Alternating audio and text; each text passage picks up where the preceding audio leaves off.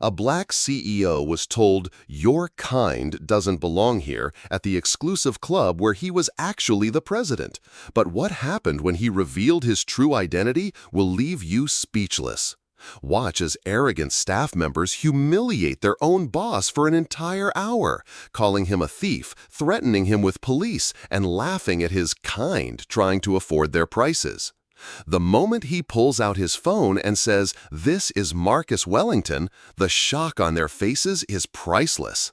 But the swift justice that follows and the incredible transformation he creates will restore your faith in humanity. This story proves that sometimes the person you underestimate has the power to change everything, and the ending will give you chills. You absolutely have to see how this unfolds. Stay until the very end because the justice delivered is absolutely perfect. What happened at this exclusive club will make your blood boil, but the ending will restore your faith in justice forever. Marcus Wellington had no idea that walking into his own club would become the most humiliating experience of his life, until it became the most satisfying moment of his career. At 45 years old, Marcus Wellington commanded respect in boardrooms across the nation. As CEO of Wellington Hospitality Group, he owned 12 luxury clubs from coast to coast, each one a testament to his vision of excellence and inclusivity. His business empire was built on a simple principle: treat every guest like royalty, regardless of who they are or where they come from. But on this particular Saturday afternoon, that principle was about to be put to the ultimate test at his own flagship location. The Prestige Harbor Club stood majestically against the waterfront skyline, its marble columns and brass fixtures gleaming in the afternoon sun. This wasn't just any club. It was the crown jewel of Marcus's collection, the place where senators, celebrities, and Fortune 500 executives came to unwind. More importantly, it was the club where Marcus served as president of the board, though very few staff members had ever seen him in person. Marcus pulled his modest sedan into the visitor parking area, deliberately avoiding his reserved presidential spot. Today wasn't about flaunting his authority, it was about discovering the truth. Over the past month, he'd received troubling complaints from members about declining service standards, subtle discriminatory behavior, and an increasingly unwelcoming atmosphere for guests of color. As a successful black businessman who had fought his way to the top, Marcus knew these concerns demanded his personal attention. He stepped out of his car wearing a simple navy polo shirt, khakis, and comfortable walking shoes, the kind of weekend casual attire that any club member might wear for a relaxed Saturday visit. This was intentional. Marcus had learned long ago that sometimes you discover people's true character when they think you can't affect their lives. Today, he was just another potential guest, testing whether his club lived up to the standards he demanded. From the parking lot, Marcus observed the steady flow of members entering the club. He watched as a middle-aged white couple in similar casual clothing was greeted with warm smiles and enthusiastic welcomes from the valet staff. A young white man in shorts and a t-shirt, far more casual than Marcus's attire, was addressed as Mr. Peterson and escorted inside with obvious familiarity. The pattern was clear, and it made Marcus's stomach tighten with a mixture of disappointment and determination. As he walked toward the gleaming entrance, Marcus felt the weight of his responsibility not just as a business owner, but as a leader who believed that respect should never depend on assumptions about someone's background or bank account. He had built his empire on the conviction that excellence meant treating everyone excellently. Today, he would discover if his own staff shared that vision. The brass doors of Prestige Harbor Club reflected his approaching figure, and Marcus straightened his shoulders. He had no idea that the next hour would test everything he believed about human nature, challenge his faith in his own organization, and ultimately become a defining moment that would change not just this club, but the entire hospitality industry. What happened next would shock you to your core. If this story moves you, if you believe that respect should be universal and justice should be swift, hit that like button and let me know in the comments. Type respect if you're ready to see how this unfolds. And don't forget to subscribe, because stories like this remind us why fighting for dignity matters more than ever. Right at that moment, as Marcus approached those gleaming brass doors, he had no idea that his own employees were about to treat him like a criminal in his own establishment. The young valet, Brad, intercepted Marcus before he could reach the main entrance. With barely concealed irritation, Brad stepped directly into Marcus's path, his body language screaming disrespect. "Excuse me," Brad said with a dismissive wave of his hand. "Delivery entrance is around back. You can't use the main door." His tone carried that particular brand of condescension that made Marcus's jaw clench, the kind that suggested Brad had made assumptions about Marcus's purpose based on nothing more than the color of his skin. Marcus took a deep breath, drawing on decades of experience navigating such moments. "Actually, I'm here as a guest today," he replied calmly, his voice steady despite the fire building in his chest.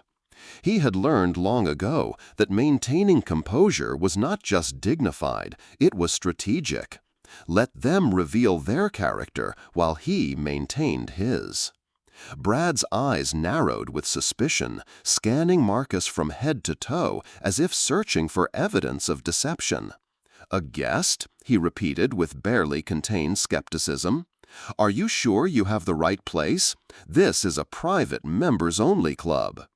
The implication hung in the air like a toxic cloud, that someone like Marcus couldn't possibly belong in a place like this. Before Marcus could respond, the club's receptionist, Sarah, appeared at the doorway. Her perfectly styled blonde hair and practiced smile faltered the moment she saw Marcus. "Sir," she began, her voice dripping with false politeness, "this is a private members-only club. Your kind of establishment isn't really what we cater to here." She paused deliberately on the word establishment, as if she was being generous by not saying what she really meant. The words hit Marcus like a physical blow. In his own club, wearing clothes identical to dozens of other members, he was being told he didn't belong. But what struck him most wasn't just the discrimination, it was the casual confidence with which they delivered it. This wasn't their first time. This was practiced. This was routine. "I understand this is a private club," Marcus responded, his voice still controlled, but carrying an edge that suggested depths of authority these employees couldn't imagine. "I'd like to speak with management, please." He reached into his wallet and produced a business card, deliberately keeping the company name obscured with his thumb. Sarah glanced at the card dismissively, not even bothering to read it properly. "Look, I don't know what kind of game you're playing, but you're wasting everyone's time. We don't just let anyone walk in here claiming to be members or guests." Her voice rose slightly, drawing attention from other staff members who began to gather like vultures sensing opportunity. "I'm not claiming anything," Marcus said quietly, his patience wearing thin but his strategy remaining intact. "I'm asking to speak with your floor manager. That's a reasonable request." Sarah's laugh was sharp and cruel. "Oh, this should be interesting," she muttered, reaching for the phone. "Janet, you need to come to the front desk. We have a situation." As they waited, Marcus observed the familiar dance of discrimination unfolding around him. Other staff members whispered among themselves, shooting glances in his direction. Their expressions ranged from amusement to annoyance, as if his very presence was an inconvenience they shouldn't have to endure. What Marcus didn't know was that Sarah's call was about to bring down a cascade of humiliation that would test every ounce of his self-control. The real nightmare was just beginning. But the humiliation was just getting started, and what happened next would push Marcus to his absolute breaking point. Floor manager Janet arrived with the swagger of someone who believed her authority was absolute. She was a woman in her late 40s with sharp features and an even sharper tongue. Her designer blazer and perfectly manicured nails reflecting the club's upscale image. But the moment her eyes landed on Marcus, her professional demeanor evaporated, replaced by something far more sinister. "Look," Janet began, her voice dripping with contempt. "I don't know who told you that you could just walk in here, but this isn't that type of place." She emphasized the word "that" as if it left a bad taste in her mouth. "We have standards here, and frankly, you don't meet them." Her words cut through the air with surgical precision, designed to wound and humiliate. Marcus felt his heart rate quicken, but his decades of experience in hostile boardrooms had taught him the power of controlled calm. "I'm simply asking to be treated with the same courtesy as any other potential guest," he replied, his voice steady despite the storm brewing inside him. That's when Marcus noticed something that made his blood run cold. A middle-aged white couple approached the entrance, dressed in khakis and polo shirts nearly identical to his own outfit. The transformation in the staff was immediate and telling. Sarah's face lit up with genuine warmth.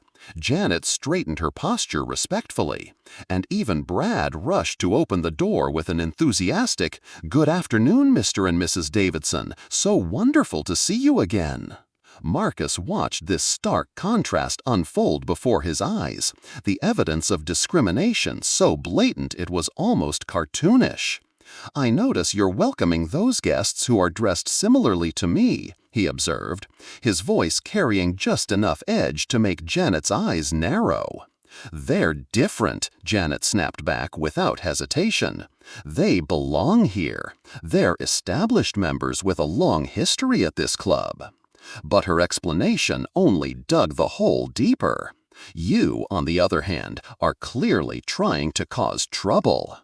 The situation escalated when Janet made a gesture that would haunt Marcus for days to come.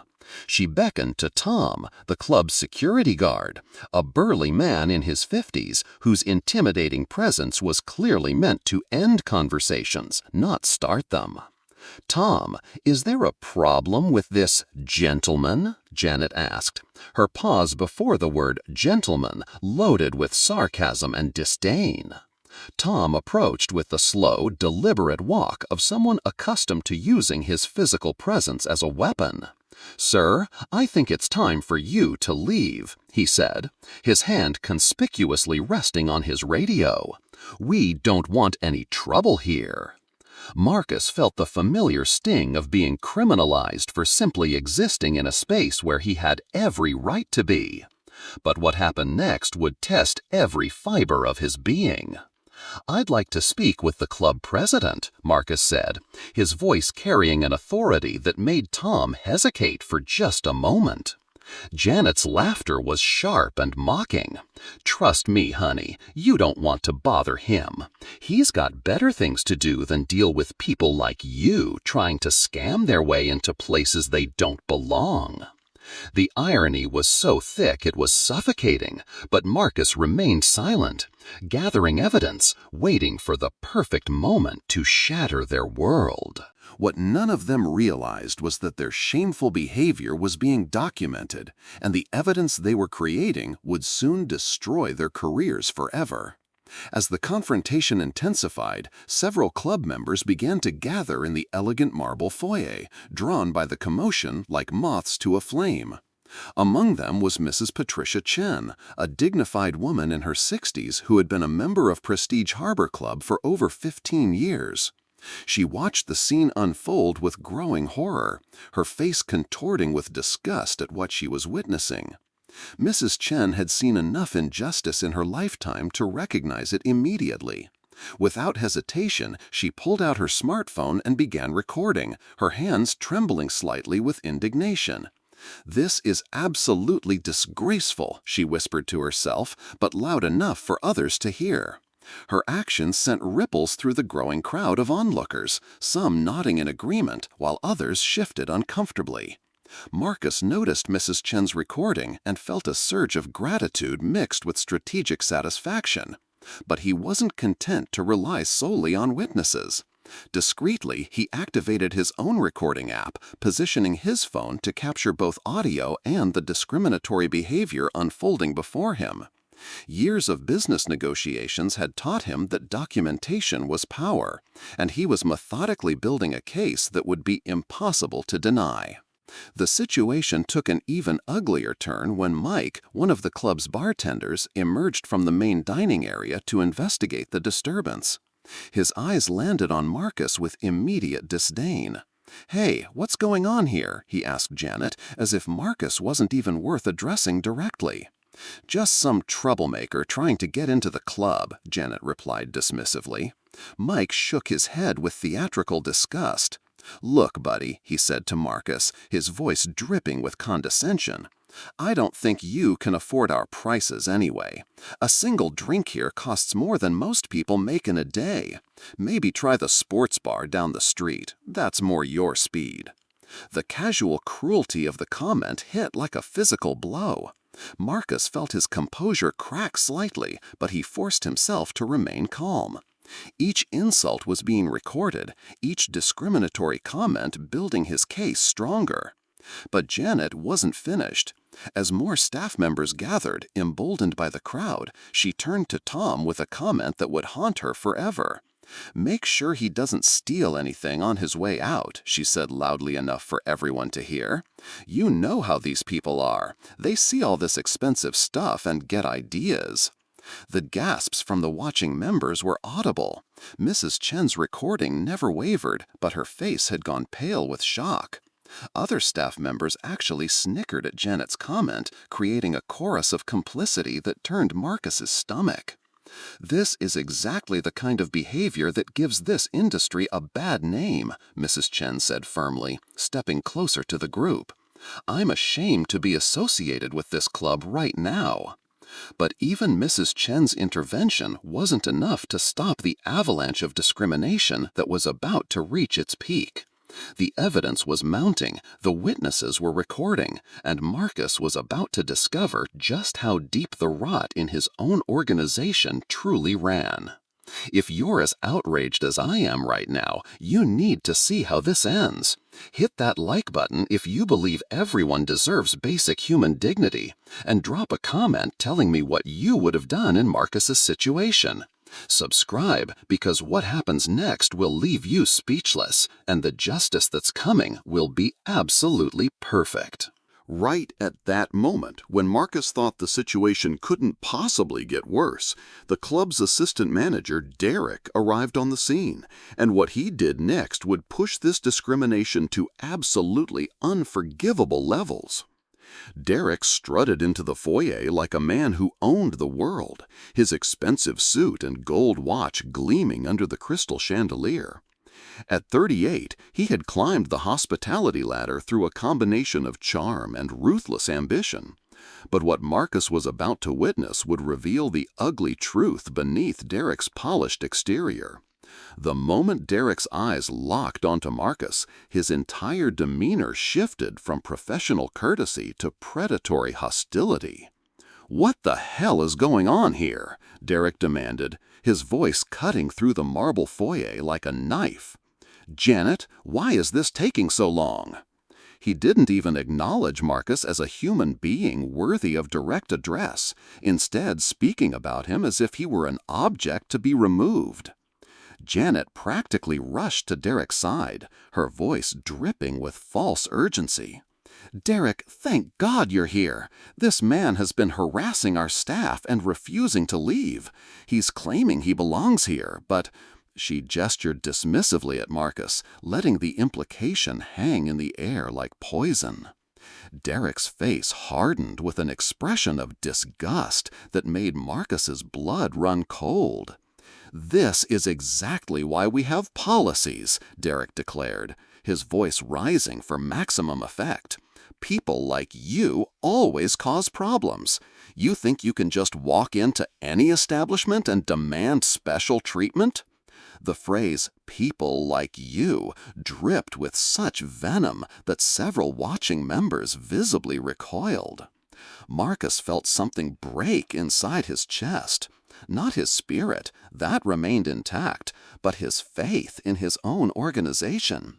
This wasn't just individual prejudice. This was systematic, institutional discrimination happening under his own leadership. The irony was suffocating, but Marcus forced himself to remain strategic. "I'm simply asking to be treated with basic respect," he said, his voice carrying undertones of authority that made Derek's eyes narrow suspiciously. "Respect?" Derek laughed, the sound echoing off the marble walls like breaking glass. "You want respect? Then earn it. Get a job, contribute to society, and maybe then you'll understand why places like this exist." His words were designed to humiliate, to reduce Marcus to nothing more than a stereotype in an expensive suit. The crowd of watching members grew larger, drawn by the escalating confrontation. Marcus could see the horror on many faces, but also the uncomfortable silence of others who preferred to look away rather than intervene. It was a microcosm of society itself. Good people paralyzed by social pressure, while evil flourished in broad daylight. Derek wasn't finished with his assault. He pulled out his phone with theatrical flourish, waving it like a weapon. "I'm calling the police right now. We have a trespasser who's refusing to leave private property." He began dialing, each number pressed with deliberate emphasis. "Yes, I'd like to report a suspicious individual at Prestige Harbor Club. African-American male, mid-40s, claiming to be a member, but clearly attempting some kind of scam." The words hit Marcus like physical blows. In his own club, he was being criminalized, reduced to nothing more than racial descriptors and assumptions. But what happened next would test every fiber of his being. "You wouldn't understand our policies anyway," Derek continued, his voice dripping with intellectual superiority. "This is a sophisticated establishment for sophisticated people. We have standards, protocols, and procedures that maintain our exclusivity." He emphasized the word exclusivity as if it were a sacred principle worth defending at any cost. Mrs. Chen, who had been recording silently, finally reached her breaking point. "This is disgraceful behavior," she declared, stepping forward with the moral authority of someone who had witnessed enough injustice for one lifetime. "I've been a member here for 15 years, and I'm ashamed of what I'm seeing." But Derek's response revealed the true depth of the institutional rot. "Ma'am, please don't encourage this," he said to Mrs. Chen with barely concealed irritation. "We understand you're trying to be kind, but people like this take advantage of sympathy. They see kindness as weakness, and they exploit it." His casual dismissal of Mrs. Chen's moral stance showed how deeply the discrimination ran. It wasn't just about Marcus anymore. It was about anyone who dared to challenge their toxic system. The tension in the foyer was suffocating. Other staff members had gathered to watch the spectacle, some smirking with satisfaction, others looking uncomfortable but remaining silent. The recording devices captured every word, every gesture, every moment of institutional discrimination that would soon bring their world crashing down. Marcus stood in the center of it all, a man being systematically dehumanized in his own establishment, gathering evidence that would destroy careers and transform an entire industry. The police were on their way, the humiliation was complete, and Derek thought he had won. But what none of them knew was that Marcus Wellington was about to make a phone call that would change everything forever. No one expected what happened next, and the phone call Marcus was about to make would shatter their reality in the most devastating way imaginable. Marcus reached into his pocket with deliberate calm, his movements precise and controlled despite the chaos swirling around him. The marble foyer had become a theater of cruelty, with Derek still barking orders to Tom while Janet smugly crossed her arms in satisfaction. They had no idea they were about to witness the most humiliating reversal of power in the club's 50-year history. "I need to make a call," Marcus announced quietly, his voice cutting through the noise with an authority that made several people instinctively step back. There was something in his tone, a confidence that couldn't be faked, a certainty that suggested he knew something they didn't. Derek scoffed with theatrical disdain. "Oh, what are you going to do? Call your lawyer? Call the NAACP? Good luck with that, buddy. We have security cameras that show you trespassing, and we have witnesses to your disruptive behavior." His voice dripped with the confidence of a man who believed he held all the cards. Marcus ignored Derek's taunts and dialed a number he knew by heart. The phone rang twice before a crisp, professional voice answered. "Prestige Harbor Club Administrative Office, this is Amanda speaking." "Amanda," Marcus said, his voice suddenly carrying the unmistakable tone of executive authority. "This is Marcus Wellington. I need the emergency management protocol activated immediately at the main club location." The silence that followed was deafening. Derek's face went from smug satisfaction to confused concern in the span of a heartbeat. Janet's arm slowly uncrossed as doubt crept into her expression. Tom's hand moved away from his radio as uncertainty replaced his earlier aggression. "Mr. Wellington," Amanda's voice crackled through the phone speaker, loud enough for everyone to hear. "Sir, I had no idea you were at the club today. Is everything all right? Do you need me to send someone immediately?" The blood drained from Derek's face as if someone had opened a valve. His mouth opened and closed soundlessly, like a fish gasping for air. The confident smirk that had defined his expression for the past hour melted away, replaced by dawning horror.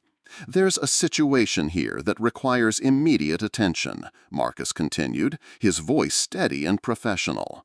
"I'm in the main foyer with several staff members who seem to be confused about club policies regarding guest treatment." Janet's hands began to tremble visibly. She looked around desperately, as if searching for an escape route that didn't exist. The other staff members who had been so eager to participate in the humiliation suddenly found reasons to study their shoes with intense concentration. But the real earthquake was yet to come. The sound of heels clicking rapidly across marble echoed through the foyer as Amanda, the club's executive secretary, came running from the administrative wing. She was a woman in her early 30s with impeccable organizational skills and unwavering loyalty to Marcus, though she rarely worked weekends. "Mr. Wellington," Amanda called out as she rounded the corner, slightly out of breath from her sprint. "Sir, I'm so sorry nobody told me you were here today." She stopped abruptly as she saw the crowd gathered around Marcus, her eyes taking in the tense scene with growing alarm. The revelation hit the staff like a physical force. Derek staggered backward as if he'd been punched, his face cycling through disbelief, terror, and nausea in rapid succession. "That's impossible," he whispered, his voice barely audible. You can't be, the president is—" "I'm the president of this club," Marcus said quietly, his words carrying the weight of absolute authority. And your boss. The simple statement hung in the air like a death sentence, each word driving deeper into their consciousness as the full magnitude of their situation became clear. Janet's legs nearly gave out beneath her. She grabbed onto a marble pillar for support, her face turning an alarming shade of gray. "Oh my God," she breathed, the words escaping her lips like a prayer to a deity who had already abandoned her. "Oh my God, what have we done?" Tom, the security guard who had been so eager to intimidate Marcus just minutes earlier, now looked like he wanted to disappear into the marble floor. His hand shook as he slowly backed away, putting distance between himself and the man he had threatened to physically remove. The watching members erupted in whispers and gasps. Mrs. Chen lowered her phone, her recording complete, her face a mixture of vindication and sadness.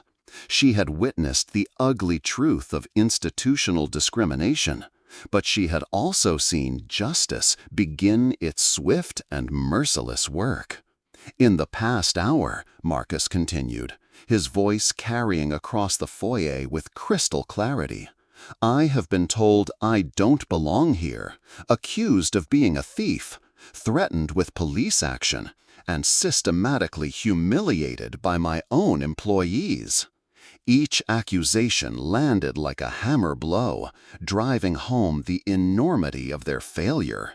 Derek's career flashed before his eyes as he realized he had just discriminated against the most powerful person in the building.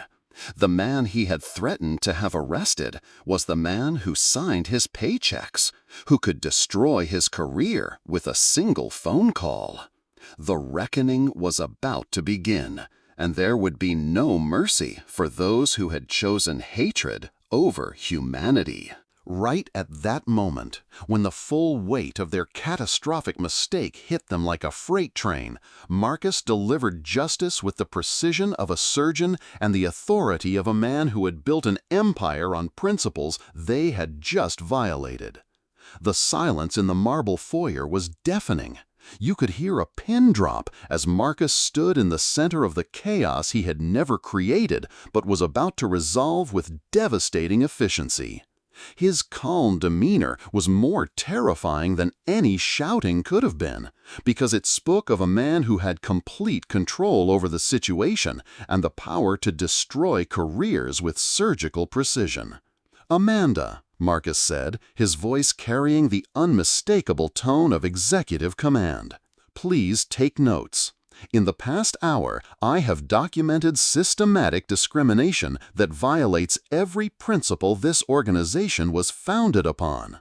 He pulled out his phone, the recording app still active, its digital evidence capturing every word of the institutional hatred he had endured.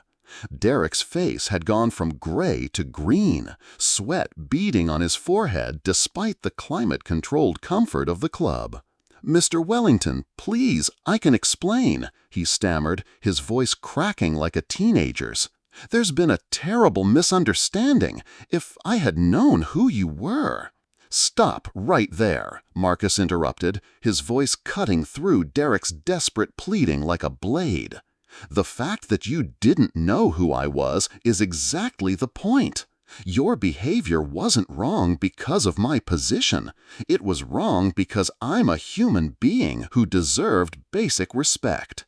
The moral clarity of his statement hit Derek like a physical blow, driving home the fundamental truth he had violated.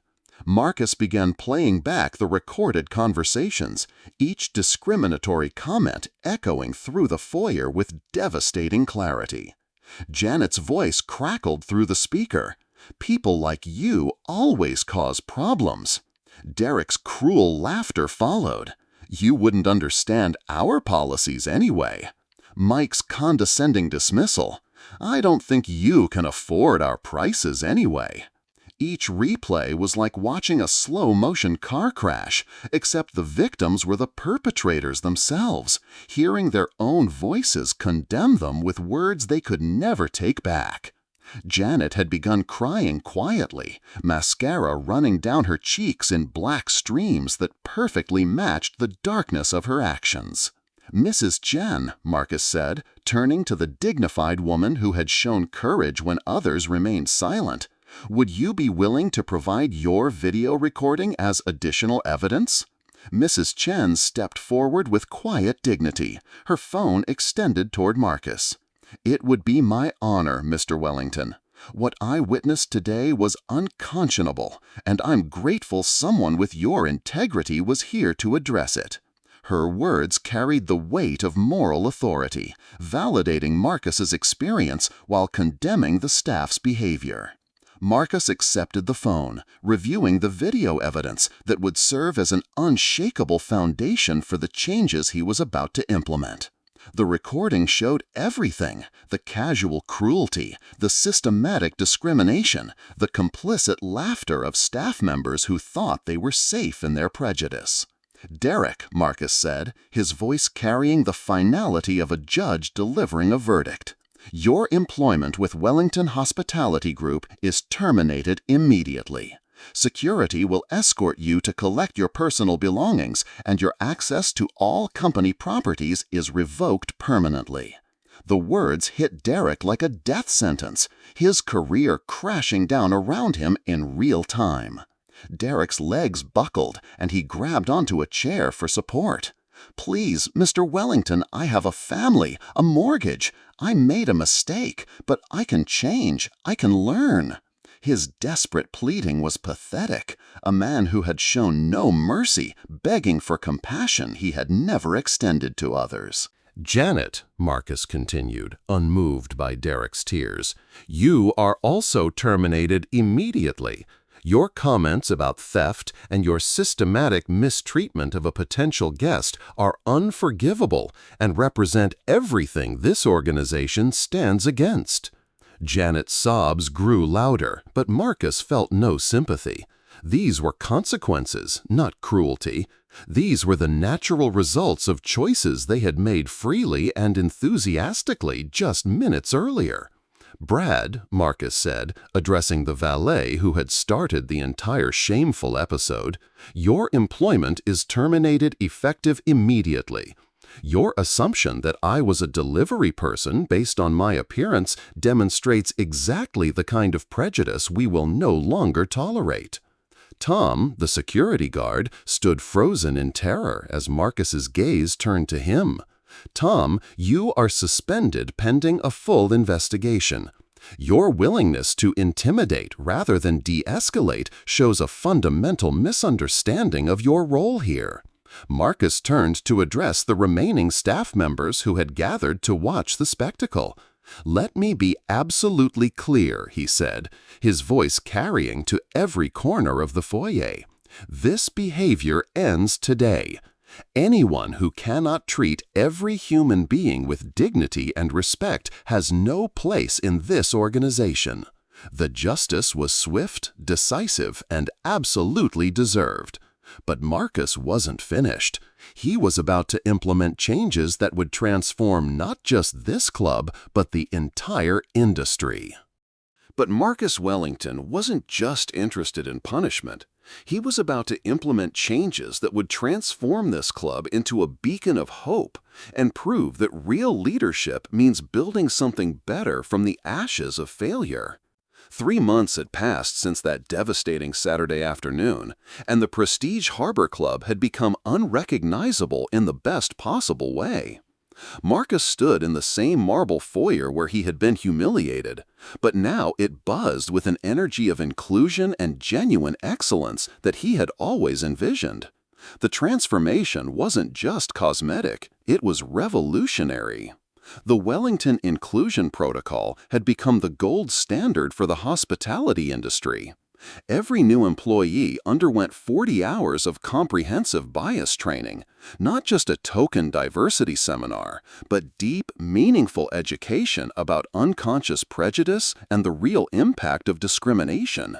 The program was so effective that competitors across the nation began requesting copies, turning Marcus's painful experience into a catalyst for industry-wide change.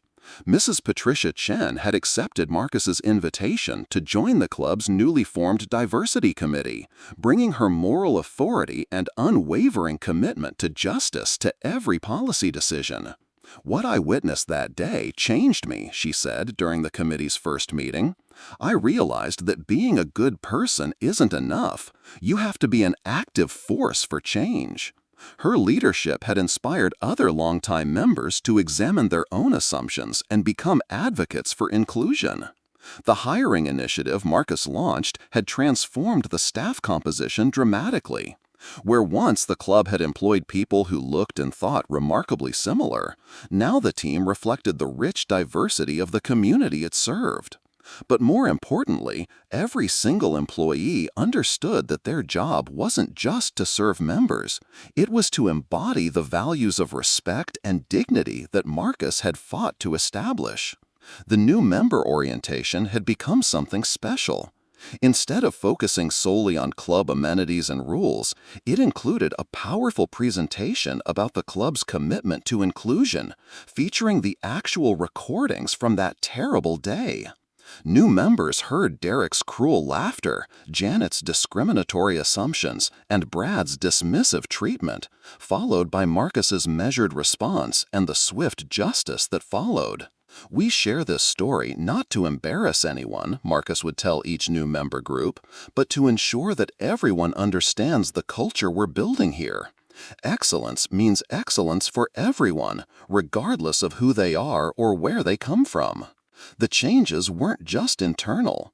Marcus had implemented a revolutionary guest feedback system that included specific questions about treatment and respect.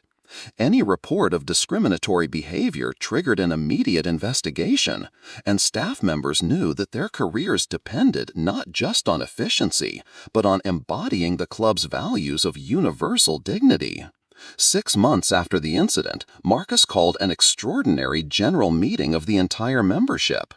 The main dining room was packed as he took the stage, his presence commanding the same respect he had always deserved but had been denied in his own establishment.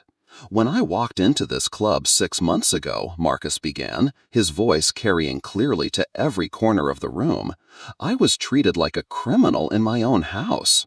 But that experience, as painful as it was, revealed something important. It showed us who we really were, and it gave us the opportunity to become who we should be." The silence was profound as members reflected on the transformation they had witnessed. Some had been uncomfortable with the changes initially, questioning whether the new approach was really necessary. But the results spoke for themselves.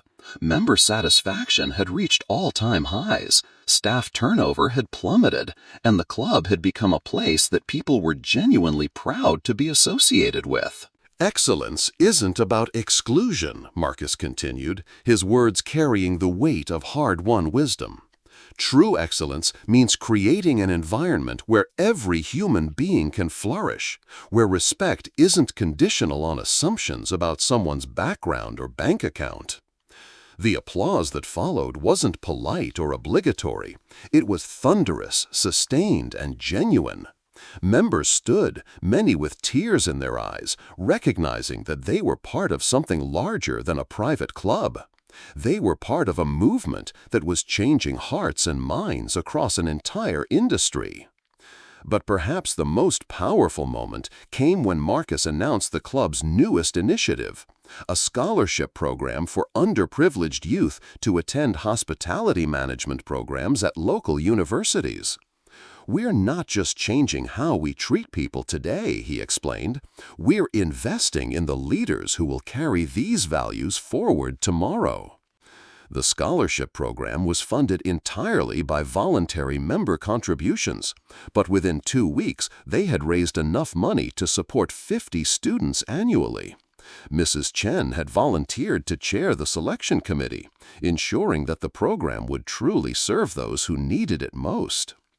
1 year later, the Prestige Harbor Club had become a case study taught in business schools across the country. The Wellington model was being implemented by hospitality companies worldwide, proving that the principles Marcus had fought for weren't just morally right, they were good business. Sometimes the person you underestimate is the one who can change everything, Marcus said during a televised interview about the transformation. But more importantly, sometimes the worst moments in our lives become the catalyst for the best changes we can imagine. The club that had once been a symbol of exclusion and prejudice had become a beacon of hope, proving that real leadership means having the courage to build something better, even when it's built on the foundation of your own pain. Marcus Wellington had taken his humiliation and transformed it into a movement that would change the hospitality industry forever. That's the power of turning pain into purpose and discrimination into determination. Marcus Wellington's story isn't just about one man's triumph over discrimination. It's about the power we all have to transform our darkest moments into catalysts for lasting change. When faced with hatred, he chose strategy over anger. When confronted with ignorance, he responded with education. When given the power to destroy lives, he chose to build something better instead. The real lesson here goes beyond the satisfaction of watching justice unfold. It's about understanding that true leadership isn't about wielding power over others. It's about using that power to lift everyone up. Marcus could have simply fired those employees and moved on, but instead he created a system that would prevent this from happening to anyone else, ever again. Think about the moments in your own life when you've been underestimated, dismissed, or treated unfairly. Marcus's story reminds us that our response to injustice defines not just who we are, but who we can become. Sometimes the most painful experiences become the foundation for the most meaningful changes. The Wellington model is now transforming the hospitality industry worldwide, proving that when we choose inclusion over exclusion, respect over prejudice, we don't just create better businesses, we create a better world. If this story moved you, if you believe that everyone deserves dignity and respect regardless of who they are, smash that like button and let me know in the comments. What would you have done in Marcus's situation? And don't forget to subscribe because we've got more incredible stories of people who turned their pain into purpose, their setbacks into comebacks. Hit that notification bell because these stories of justice and transformation will restore your faith in humanity, one video at a time.